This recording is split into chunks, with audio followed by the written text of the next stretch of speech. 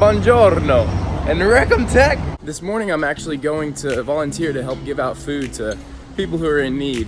CEA offered a bunch of different volunteering options to us whenever we first came here, like during orientation. And I told myself that I wanted to do that at least a few times, but I just haven't gotten around to it yet. And the program's coming close to an end already.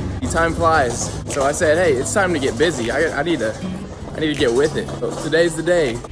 All right, here we go. There's my people.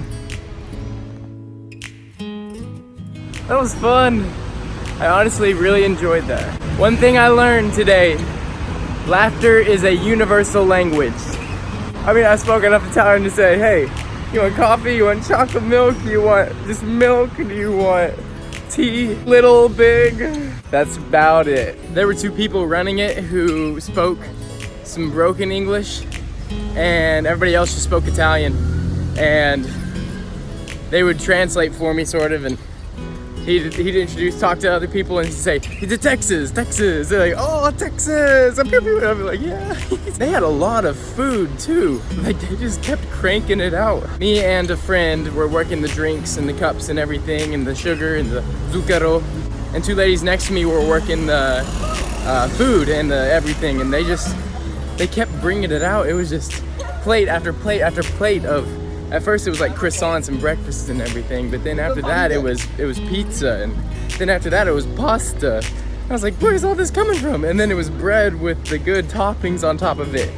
It was a lot of food. But now I'm headed back to go study for a quiz. But first, I think since I'm in the area, in the neighborhood, I'm gonna make a little pit stop at a place that you've already seen in the videos.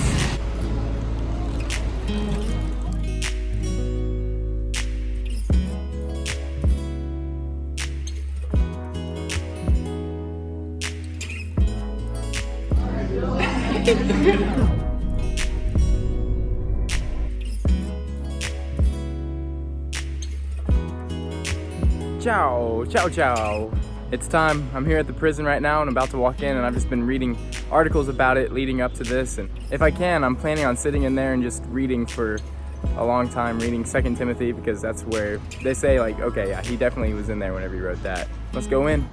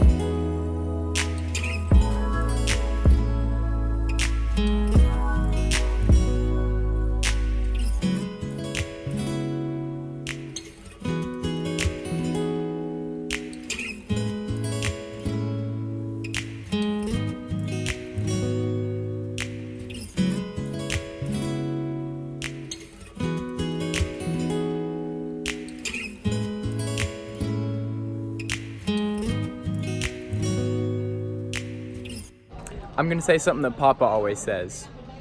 There's no such thing as coincidence. Whenever I was standing in line to go in, a group came in behind me, and I turned around and looked at one of the people, and I was like, hey!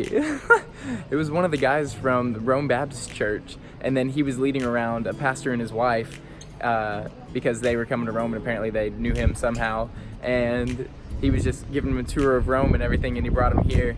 And so I hung out with them and took the little tour with him and listened to all he had to say and everything, and it was interesting, just like the history of just this place. So I met them and then hung out with them for a while, and then we talked for 45 minutes after because they were like, oh, we need to charge our phone and everything. So then we just talked about a lot of stuff.